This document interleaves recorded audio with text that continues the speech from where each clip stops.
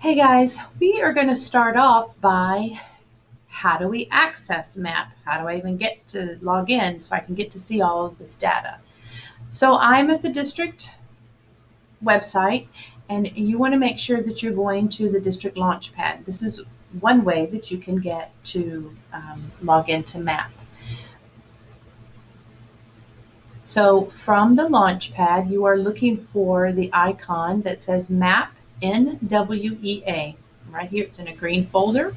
When you click on that, you're going to see two additional app icons. This first one over here takes you to a Padlet that is a wealth of resources for you. So it will have like your testing dates that are going to open up for the fall. It has a handbook that gives you all kinds of information that you need to know. For today, this is how we're going to log in. You just click here and it will take you to the login page for MAP. Oh, I guess I'm already logged in. So let me log out because there's something I want to show you. So you should come to a landing page that looks like this. Now, if for some reason you've slept since the last time you logged into your MAP data, you can go here to forgot username or password, reset your password, and you should be good to go. Also, if you've never created an account before and you're thinking this is the first time I'm using MAP, you can go here to forgot username or password, set up your information, and you should be good to go as well. If for some reason you get to this page, or you click on the little map icon that I showed you previously, and you get to this page and it says it won't load, you can just open up a new tab and you can type in NWEA login, and it'll take you to a link that will take you to the login straight from the NWEA website. So a couple of options on how to get to MAP. So I'm going to go ahead and put in my Northeast credentials and my password and log in again. So here we're at kind of, I like to call it my dashboard. And on the left-hand side, you're going to see you have some options. You will be looking for the MAP Growth Reports button. Now, before you grab your pencil and you start trying to write all this down step by step, know that on the next slide in your Pear Deck, I'm going to have a document that has these step-by-step directions. So you do not have to write all this down. Just kind of watch and listen, because if you're like me and you're a visual learner, you'll pick it up intuitively. And if you need a hard copy and you need those directions, they'll be available for you on the next slide in the Pear Deck. So just sit back and enjoy. So we're going to go to the MAP Growth Reports. And earlier I told you there's going to be lots of report options that you have. I'm going to scroll for you just so you can kind of see. They go on and on and on.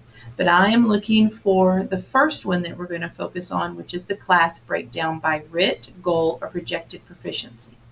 So I'm going to click on RIT, or class breakdown by RIT.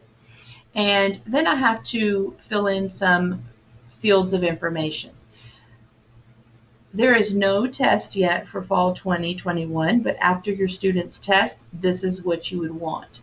For purposes for training, I'm going to go back to the winter of 2019-2020 because that's where some testing data was. I'm going to select a school. You will not see every campus. You will only see your campus. And you will not see every single instructor. You may see every instructor at your school, or you may just see you depending on the parameters. But I'm going to scroll down and I'm going to find a gen ed classroom that I know has some co-teach kiddos in it. So I've chosen my instructor name. I've chosen the course I want to look at. If you're a resource teacher, you can choose your case management load to look at. You could choose a resource class maybe that you have. You probably will not be able to see your co-teacher's information, so you will have to get with them and do some collaboration and say, hey, can we pull up your data and look at this class as a whole so we can start planning some instructional groups. So once I get here to report options, I want to choose by goal because I want to look at the standards that they're ready to learn. I've chosen math. I could toggle down and choose reading or language arts, but we're going to stick with math for today. I also want to view my report online because that gives me links to gets me to additional data. So I'm going to stay online. Now, once you get here, you notice you still have some options. I could change how I'm looking at it. If I want to look at RIT score, projected proficiency, I could change and go look at reading. I could also print a PDF of this breakdown page. Okay, so that might be helpful. I'll show you in a few slides moving forward in the Pear Deck how you can go in and highlight and quickly show some groupings.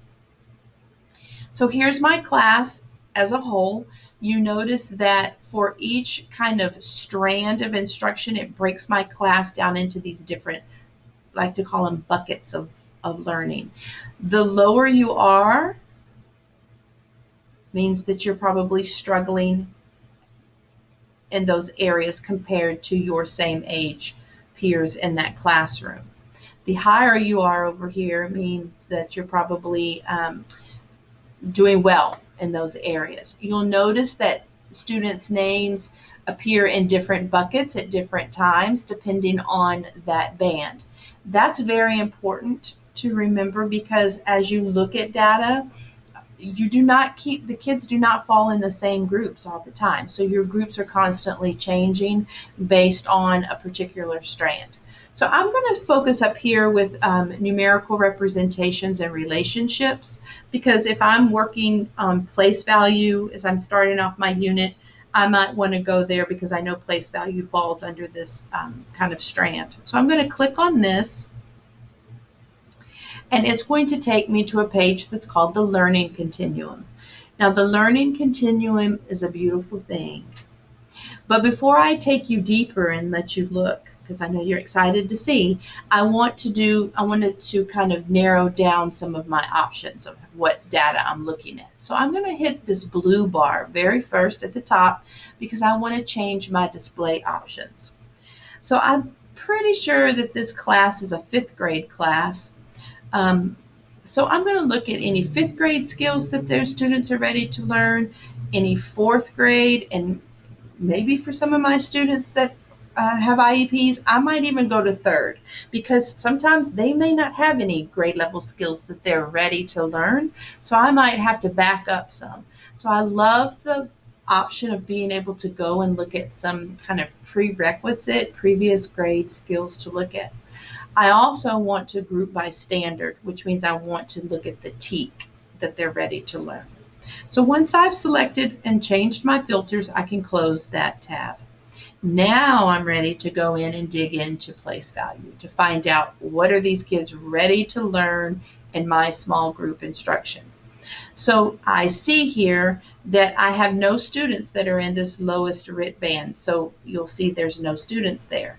But as I keep scrolling up, I found a kiddo. This kiddo, you notice, if he was a 5th grader, he would have some 5th grade skills he's ready to learn. You see, he's ready to learn some of those skills. Not everything, but some of them. He also has some 4th grade skills that he probably needs to practice on, that he's still not quite, he's about 50% accurate on some of these things. So he is not fully ready to move on. And you notice he still even has some 3rd grade skills. So as a teacher with students with IEPs, it helps us find some gaps and know where to target those gaps. I'm going to scroll down quickly here too, because look, I have a big group of kiddos. I probably have some students with IEPs even in this bucket of instruction. So this shows me, hey, I've got some kids that are ready to be grouped together to focus on some particular skills.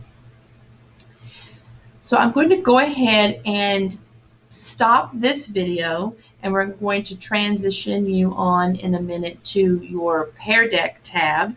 So once you stop this video, go ahead and click on your Pear Deck tab at the top, and go ahead and hit the arrow button and move to the next slide that shows you the directions on how to do this.